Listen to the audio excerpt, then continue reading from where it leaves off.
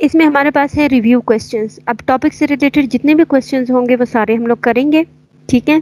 Question number 1 देख लो, 14.1, define and explain the term electric current. Define भी करना है और एक्सप्लेन भी करना है कि इलेक्ट्रिक करंट क्या है। ये आप लोगों के पास बुक में देख लो, पेज नंबर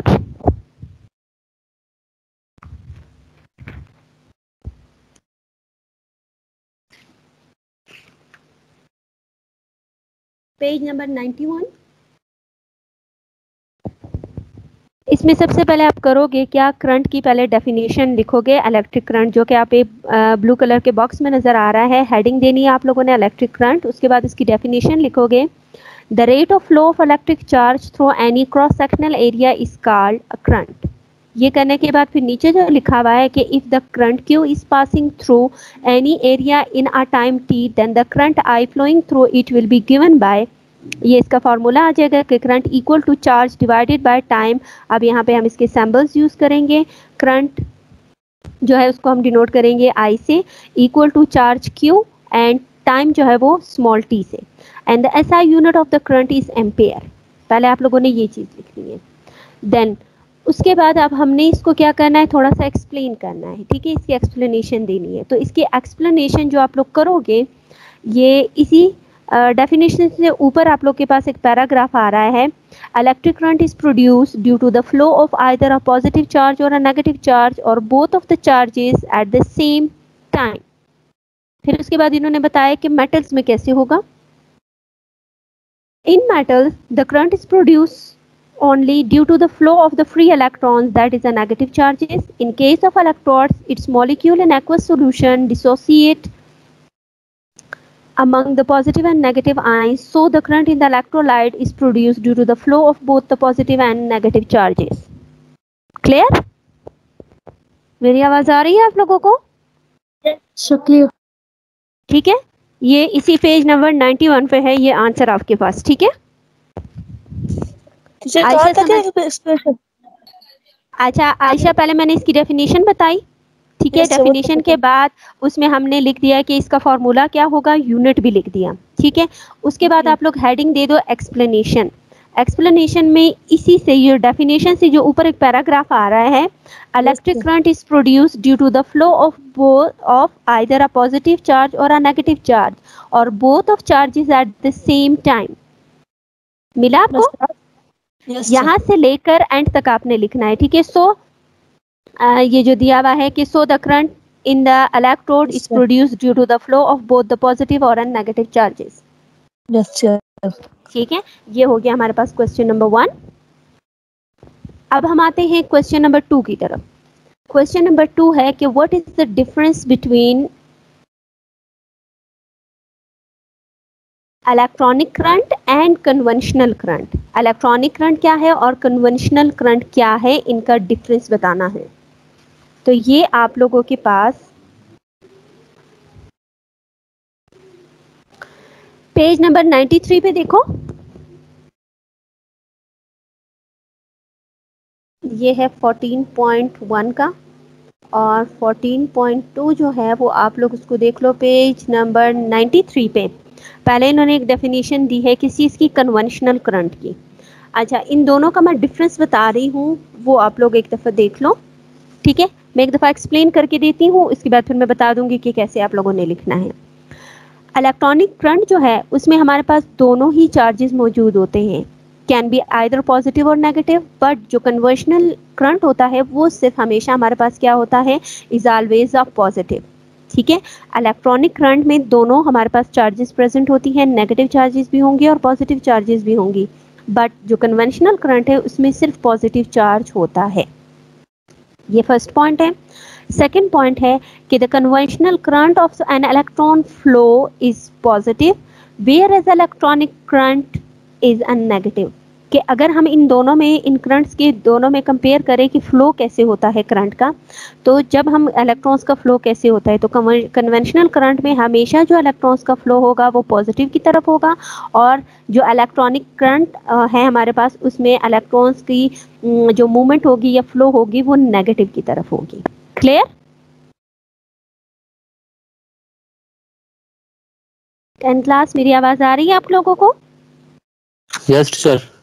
ठीक है, उसके बाद ये 2 पॉइंट्स अब मैंने बता दिया आपको। अब थर्ड पॉइंट है कि अगर हम देखते हैं for a flow of positive charges both the electronic current and the conventional current are the same, कि अगर हम देखें कि कन्वेंशनल करंट और जो इलेक्ट्रॉनिक करंट है अगर वो दोनों ही पॉजिटिव की तरफ फ्लो करेंगे तो वो सेम होगा, उनमें कोई भी फर्क नहीं आएगा। इनकी फ्लो जो होगी पॉजिटिव की तरफ, चाहे वो इलेक्ट्रॉनिक करंट हो या चाहे वो कन्वेंशनल करंट हो, तो इनकी फ्लो सेम एक जैसे ही रहेगी।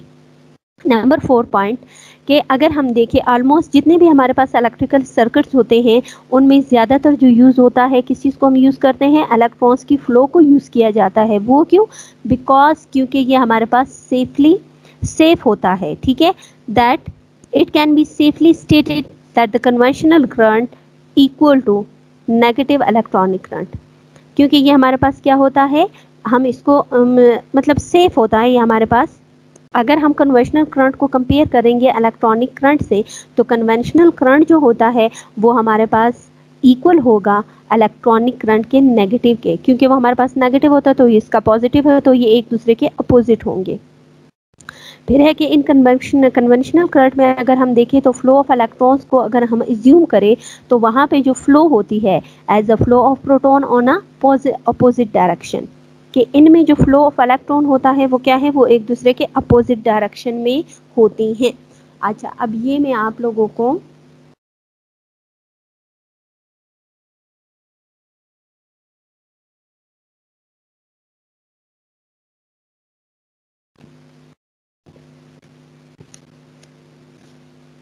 अच्छा, ये इनका डिफरेंस तो आप लोग को समझ आ गया। ये क्वेश्चन मैं आप लोगों को खुद ही लिख के फिर आप लोगों को नोट्स की फॉर्म में सेंड कर दूंगी, ठीक है?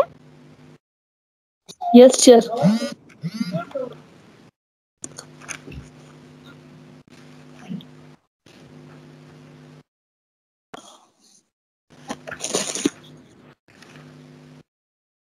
इसके बाद हम आते हैं नेक्स्ट क्वेश्चन नंबर 3 की तरफ। क्वेश्चन नंबर 3 है कि what do we meant by the term of EMF, is it really a force, explain. क्या हमारे पास, पहले हमने ये बताना है ईएमएफ क्या है, ठीक है? ईएमएफ क्या है, किस चीज़ को बोलते हैं, इलेक्ट्रोमोटिव फोर्स है, ठीक है? पहले उसकी हम लोगों ने डेफिनेशन बतानी है, फिर उसके बाद ये बताना है क्या ये वाकई एक फोर्स है, उसको थोड़ा सा एक्सप्लेन करना। नहीं हो रही। जी जी, मेरे साथ स्क्रीन शेयर नहीं हो रही। अच्छा एक सेकंड, मैं दोबारा से इसको ऑफ करके फिर शेयर करती हूँ। जी, अभी देख लो हबीबा।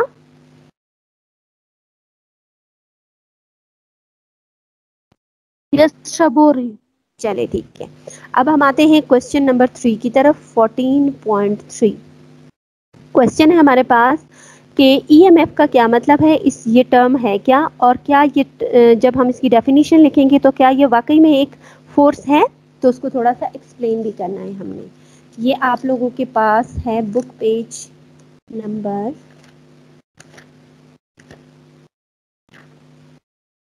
ये है पेज नंबर 95 पे, देखो सॉरी 96 पे आ जाओ, पहले हम यहाँ से इसकी डेफिनेशन लिखते हैं, ठीक है? पेज नंबर 96 पे इसकी डेफिनेशन है। 96 पे इसकी डेफिनेशन मैं रीड करके दे रही हूँ, तो आप लोग देख लो उसको। It is the energy supplied by a battery to a unit positive charge when it flows through a close circuit, यानी हमारे पास अगर कोई एक सर्किट होता है जिसको एक क्लोज सर्किट है और उसमें हमने क्या करना है, उसको एनर्जी सप्लाई कर रहे होते हैं किसी भी बैटरी से, तो हमेशा वहाँ पे जो करंट फ्लो करता है वो क्या होगा, वो पॉजिटिव चार्ज जो है वो फ्लो करता है उस सर्किट के अंदर। और दूसरी उसकी डेफिनेशन ये है कि एनर्जी कन्वर्ट हो जाती है, ठीक है, नॉन इलेक्ट्रिकल फॉर्म से इलेक्ट्रिकल फॉर्म में कन्वर्ट होती है। वहाँ पे एक कूलम का जो चार्ज है, पॉजिटिव चार्ज, वो पास होता है थ्रू अ बैटरी। देन उसके बाद इसकी यहाँ पे इन्होंने फॉर्मूला दिया है, thus EMF is equal to energy divided by the charge. EMF को हम सिंपली क्या कर देंगे, ई कर देंगे। एनर्जी जो है वो हमारे पास कोई भी जो वर्क डन होता है, तो क्योंकि एनर्जी जो है वो कन्वर्ट हो रही होती है तो इसीलिए इसको हम लोग क्या कर देंगे, डब्ल्यू से डिनोट कर देंगे। चार्ज हमारे पास इक्वल हो जाएगा क्यू के। उसके बाद ये नीचे जो स्टेटमेंट है ये भी आप लोगों ने लिखनी है, where E is the EMF यानी इलेक्ट्रोमोटिव फोर्स है, W is the energy converted from non-electrical form to electrical form and Q is a positive charge.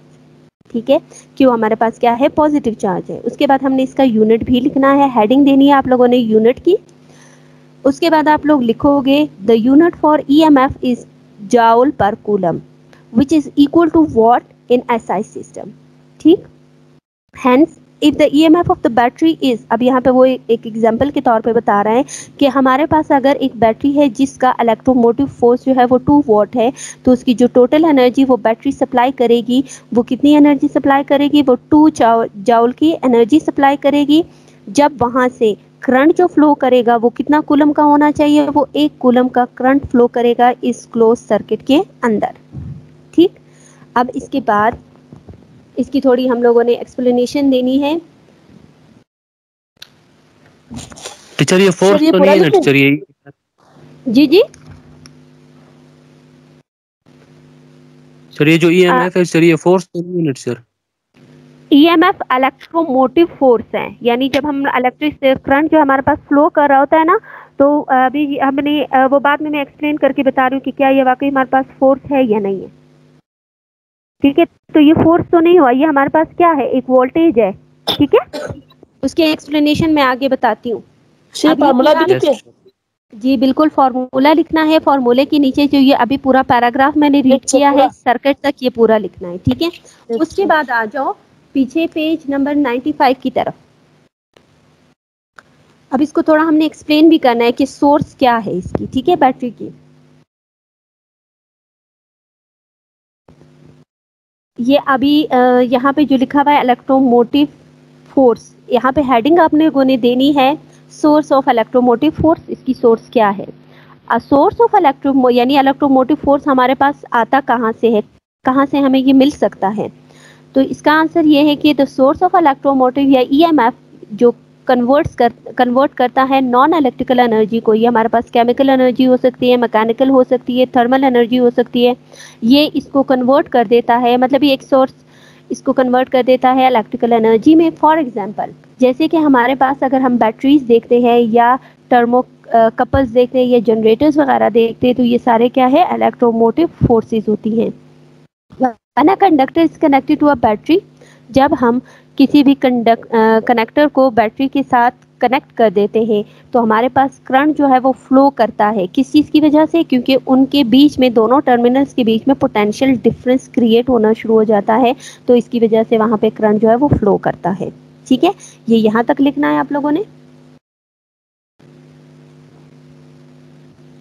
अभी इसका जो नेक्स्ट पार्ट है कि is it really a force, उसका answer मैं read करके दे रही हूँ, आप लोग उसको नोट कर लो. ठीक है, ये पहले मैं समझा देती हूँ, उसके बाद फिर बेशक आप लोग लिख लेना कि EMF जो है वो एक्चुअल में हमारे पास एक वोल्टेज है जो कि बैटरी के 2 टर्मिनल्स के बीच में एक वोल्टेज होता है. ये वो है. अगर हमारे पास कोई भी when no current flow in the circuit, जब सर्किट के अंदर कोई भी करंट फ्लो ना कर रहा हो, तो ये असल में हमारे पास एक वोल्टेज होता है बैटरी के इन 2 टर्मिनल्स के बीच में. EMF को हम रिप्रेजेंट करते हैं कि कितनी एनर्जी, यानी जब एक चार्ज हमारे पास मूव करता है तो उस चार्ज के मूव करने से वो कितनी एनर्जी यूज़ करता है. Which has been made available by the generating mechanism, क्योंकि इसको हम लोग ज़्यादातर, ये हमें कहाँ से मिलेगा, इसके लिए हम एक बैटरीज जो सोर्स होती है वो यूज़ करते हैं. So it is not a force, तो ये हमारे पास फोर्स नहीं है. अब ये पॉइंट मैं रीड कर रही हूँ, आप लोग इसको लिख लो.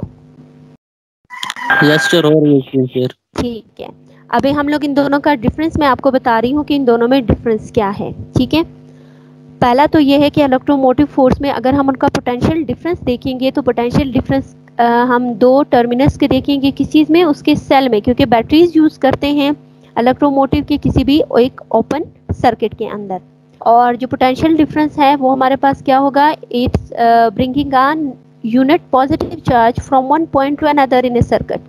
यानी जब हम एक पॉजिटिव चार्ज को देखेंगे किसी भी एक सर्किट के अंदर एक पॉइंट से दूसरे पॉइंट तक, तो वो उसका कहलाता क्या है, वो उसका क्या है, पोटेंशियल डिफरेंस होगा इन 2 पॉइंट्स के बीच में. नंबर 2, जो इलेक्ट्रोमोटिव EMF है वो ट्रांसमिट करता है करंट को सेल के दोनों साइड्स पे, इनसाइड भी और आउटसाइड भी। और अगर हम पोटेंशियल डिफरेंस देखेंगे तो करंट ट्रांसफर होता है कि सर्किट के अंदर किसी भी दो पॉइंट्स के बीच में, ठीक। उसके बाद नंबर 3 पॉइंट है कि ईएमएफ जो है वो क्या होती है, इज द कॉज, वो एक वजह है, ठीक है, मतलब किसी चीज की वजह से ये कॉज होती है, इसको हम खुद ही पैदा करते हैं। जबकि पोटेंशियल डिफरेंस जो होता है ये उस कॉज का रिजल्ट होता है, यानी हम उसमें कोई चेंजिंग ले आए, पर उस चेंजिंग की वजह से वहाँ पे जो रिजल्ट आता है या जो इफेक्ट होता है, उसका जो असर होता है, वो पोटेंशियल डिफरेंस कहलाता है। देन नंबर 4 पे है कि जितना ईएमएफ होगा वो हमेशा ग्रेटर होता है, ज़्यादा होता है पोटेंशियल डिफरेंस से। तो पोटेंशियल डिफरेंस इसका अपोजिट हो जाएगा, जब ईएमएफ ग्रेटर है तो पोटेंशियल डिफरेंस हमारे पास always less than their E M F. उसके बाद नंबर 5 पॉइंट देख लो कि ईएमएफ जो है वो क्रिएट करता है, that creates the potential difference entire the circuit. पूरा एक सर्किट के अंदर ईएमएफ जो है वो पोटेंशियल डिफरेंस को क्रिएट करता है। और पोटेंशियल डिफरेंस को अगर हम देखें तो ये होता है किसी भी सर्किट के दो पॉइंट्स के बीच में, ठीक। देन उसके बाद नंबर 6 पॉइंट है कि ईएमएफ जो है it does not depend on the resistance of the circuit, यानी हमारे पास जो सर्किट हम यूज कर रहे हैं उसके अंदर बेशक जितना भी रेजिस्टेंस मौजूद हो वो उस रेजिस्टेंस पे डिपेंड नहीं करता। लेकिन अगर हम पोटेंशियल डिफरेंस को देखेंगे तो वो उन दो पॉइंट्स के बीच में अगर कोई रेजिस्टेंस मौजूद है तो वो उनके रेजिस्टेंस पे पोटेंशियल डिफरेंस डिपेंड करता है। ईएमएफ हमारे पास रिमेन्स कांस्टेंट रहता है कि बैटरी से जितना वोल्टेज हम उसको प्रोवाइड कर रहे हैं वो उतना ही रहेगा। लेकिन अगर हम पोटेंशियल डिफरेंस को देखेंगे तो पोटेंशियल डिफरेंस हमारे पास कांस्टेंट नहीं रहता, it does not remains constant. Clear?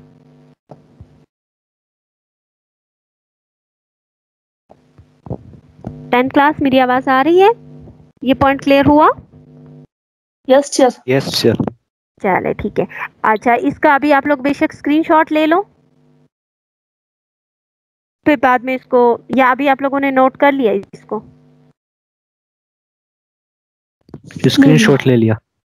चले ठीक है, ओके। अब हम आते हैं नेक्स्ट क्वेश्चन, क्वेश्चन नंबर 5 की तरफ। Explain Ohm's law, what are its limitations.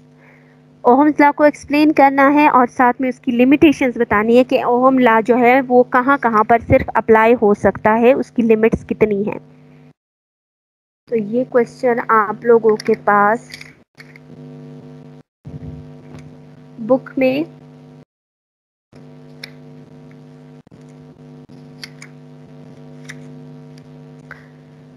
Page number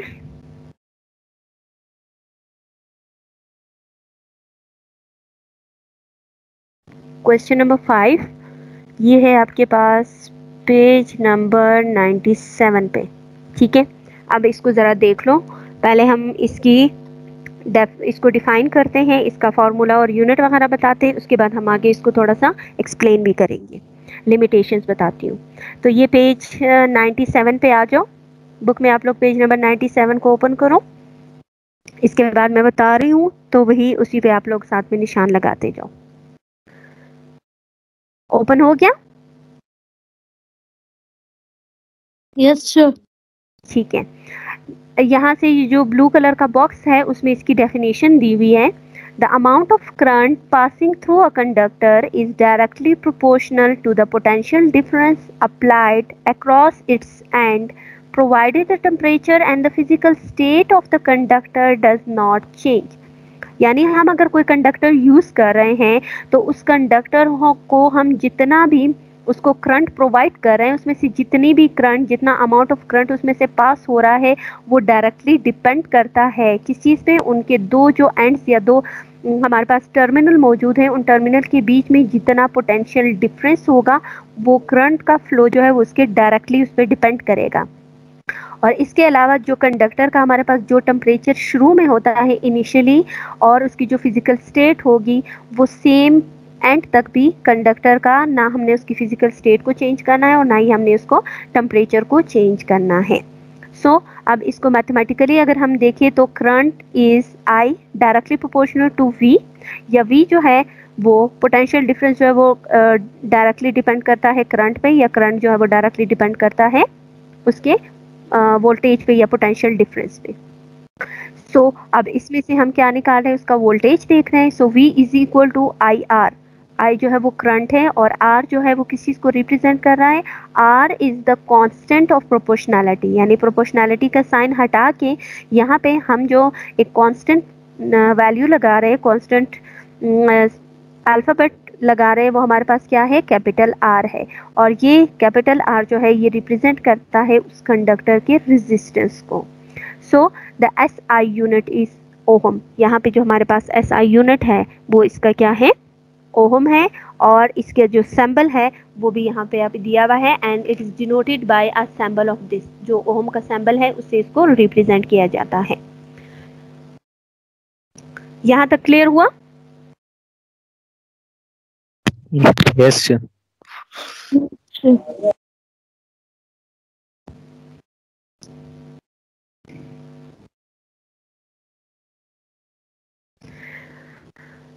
उसके बाद इन्होंने एक चीज दी हुई है कि इफ अ ग्राफ, अगर हम वोल्टेज यानी पोटेंशियल डिफरेंस और करंट के बीच में ग्राफ को ड्रॉ करना चाहें तो वो डायरेक्टली प्रोपोर्शनल है। तो अगर करंट जैसे बढ़ता जाएगा उतना ही उसका पोटेंशियल डिफरेंस भी इंक्रीज होगा। करंट डिक्रीज होगा तो पोटेंशियल डिफरेंस भी डिक्रीज होगा। सो अगर हम इसका ग्राफ बनाएंगे तो ये हमारे पास किस तरह होगा, स्ट्रेट लाइन ही हमारे पास बनेगी, क्योंकि एक चीज़ इंक्रीज हो रही है तो दूसरी ऑटोमेटिकली उसके साथ वो क्वांटिटी भी इंक्रीज हो रही है। तो ये स्ट्रेट लाइन से हम इसको रिप्रेजेंट करेंगे। ये इसका ग्राफ जो है यहीं पे दिया हुआ है, ठीक है, पीछे पेज पे। अब अगर आप देख लो फिगर 14.10 में, ठीक है, 14.10 जो फिगर दिया है उसमें इसके साथ जो ग्राफ दिया है वो भी आप लोगों ने ड्रॉ करना है, ठीक है। ये देख लो कि ये हमारे पास स्ट्रेट है, वो कैसे बन रहा है। ये एक्स एक्सिस है और ये हमारे पास वाई एक्सिस है। एक्स एक्सिस में हम लेते हैं करंट को, फॉर एग्जांपल ये 0 एम्पियर है, 1 इसको मैं कंसीडर करती हूँ, 2 ये यस सर हो गया। चलिए अच्छा, अब इसी ग्राफ को मैं आप लोगों को समझा रही हूँ कि हमारे पास क्या है, एक्स एक्सिस पे फॉर एग्जांपल यहाँ पे मैं ले रही हूँ करंट, और करंट को उसके सिंबल आई से रिप्रेजेंट करती हूँ। वाई एक्सिस पे हम इसका लेते हैं पोटेंशियल डिफरेंस, और पोटेंशियल डिफरेंस को हम रिप्रेजेंट करते हैं वी से। ये हो जाएगा 0 पॉइंट, यहाँ से 1 करंट 1 एम्पेयर हो जाएगा, 2 एम्पेयर है, 3 एम्पेयर एंड 4 एम्पेयर। वोल्टेज हो जाएगा ये भी 1 2 और इसको मैं ले रही हूँ 3। जैसे ही मेरे पास करंट इंक्रीज होगा, फॉर एग्जांपल अगर करंट जो है वो 1 एम्पेयर का होगा तो इसका मतलब इसका पोटेंशियल डिफरेंस जो है वो भी 1 होगा। सेम अगर ये 2 होगा तो पोटेंशियल डिफरेंस भी 2 होगा, ये 3 होगा तो ये भी 3, ये 4। अब अगर जब मैं इन पॉइंट्स को एक दूसरे के साथ मिलाऊंगी तो ये मेरे पास एक स्ट्रेट लाइन जो है वो ऑब्टेन होती है, ठीक है, क्योंकि करंट जो है वो क्या है, वो डायरेक्टली प्रोपोर्शनल है इसके पोटेंशियल डिफरेंस के। क्लियर? तो आप लोगों ने ये भी बनाना है, ठीक है। Yes sir. अब इसकी ये दोनों डायग्राम्स आप लोगों ने बनाने, ए और बी दोनों, ठीक है। यस। इसके बाद अब हमने इसकी लिमिटेशंस देखनी है कि इनकी ओम्स लॉ जो है वो किन किन चीज़ों पे सिर्फ अप्लाई होता है। तो इसकी लिमिट ये है कि ये हमारे पास सिर्फ ओहम लॉ जो है वो एप्लीकेबल होता है मेटालिक कंडक्टर्स पे। जब कब होगा, जब उसका टेम्परेचर और उसकी फिजिकल स्टेट जो है इट डू नॉट चेंज। अगर हमारे पास कोई भी मेटल का कंडक्टर है, क्योंकि इलेक्ट्रिसिटी या करंट जो है वो कहाँ से, कौन सी चीज़ उसको कंडक्ट करती है, मेटल ही उसको कंडक्ट करती है। मेटल जो है हमारे पास एक गुड कंडक्टर ऑफ इलेक्ट्रिसिटी है, गुड कंडक्टर ऑफ करंट है। तो इसीलिए ये ज़्यादातर अप्लाई होगा ओहम लॉ मेटालिक कंडक्टर्स पे। कब होगा, जब उसका टेम्परेचर और उसकी फिजिकल स्टेट जो है वो चेंज ना हो, वो रिमेन्स कांस्टेंट हो। तो ये लिमिटेशन यहाँ पे मैं ये लिमिट इसकी लिखवा रही हूँ, इसको आप लोग नोट कर लो जी। हबीबा और ये बाकी स्टूडेंट्स 10 क्लास सबको स्क्रीन नजर आ रही है? Yes sir. ठीक है, अब इसकी लिमिटेशन जो है, ये लिमिटेशन इसकी आप लोग नोट कर लो। इसके बाद आते हैं नेक्स्ट क्वेश्चन पे, डिफाइन रेजिस्टेंस। अब हमने देखना है कि व्हाट इज रेजिस्टेंस। ये आप लोगों के पास है पेज नंबर 98, पेज नंबर 98। ये जहाँ पे अभी हमने ओम्स लॉ को खत्म किया था वहां पे है ये क्वेश्चन। उसमें देखो व्हाट इज रेजिस्टेंस, मिला आप लोगों को? तो ये इसकी डेफिनेशन देख लो, यहीं पर है। The property of a substance which offers opposition to the flow of the current through it is called its resistance. या हमारे पास किसी भी सब्सटेंस की वो प्रॉपर्टी, जब करंट वहाँ पे फ्लो होकर है तो वो उसको अपोज कर रहा हो, मीन्स वो उसको वहाँ से जाने से रोक रहा हो, या उसके सामने जो है वो रुकावट की तरह सामने आ जाए, तो वो हमारे पास कहलाता है, ये क्या है, उसका रेजिस्टेंस है। This opposition comes from the collision of the moving electrons with the atoms of the substances। अब किसी भी मटेरियल या सब्सटेंस के अंदर ये रेजिस्टेंस किस वजह से आता है? क्योंकि इलेक्ट्रॉन्स फ्लो कर रहे होते हैं, तो इलेक्ट्रॉन्स और उस सब्सटेंस की जो एटम्स होते हैं, जब वो एक दूसरे के साथ कोलाइड होते हैं, उनमें कोल्यूशन होती है, टकराव होता है, तो ये फोर्सेस जो है, ये रेजिस्टेंस वहाँ पे क्रिएट होना शुरू हो जाता है। देन उसके बाद हमने बताना है कि unit of resistance, unit of resistance क्या है? ओहम है। The SI unit of the resistance R is ohm. If we put potential difference is equal to 1 voltage and current is also 1 ampere, so the value of the resistance will be 1 ohm. Clear हुआ? Yes, Yes. yes, sir. ठीक है, तो ये यहाँ तक आएगा। इसके बाद अभी ये भी आप लिख सकते हो, नीचे उन्होंने दिया है कि ये किस तरह हो सकता है, कि ब्लू कलर का जो बॉक्स में दिया है कि when a potential difference of 1 voltage, ये इन्होंने जो यहाँ पे ये फॉर्मूले में लिखा हुआ है ना कि voltage is potential difference 1 volt है, करंट 1 एम्पेयर है, सो रेजिस्टेंस भी 1 ओम होगा। इनको इन्होंने सेंटेंस के तौर पे लिखा हुआ है कि व्हेन अ पोटेंशियल डिफरेंस, कि जब हमारे पास 1 वोल्ट का पोटेंशियल डिफरेंस होगा जो कि जा रहा होगा इस कंडक्टर के एंड में, और वहां से जो करंट फ्लो करता है वो 1 एम्पेयर का होगा, so then its resistance will be 1 ohm. तो उसका रेजिस्टेंस जो है वो कितना होगा? 1 ओम होगा। ठीक, ये भी लिखे? हाँ ये भी लिखना है इसके साथ।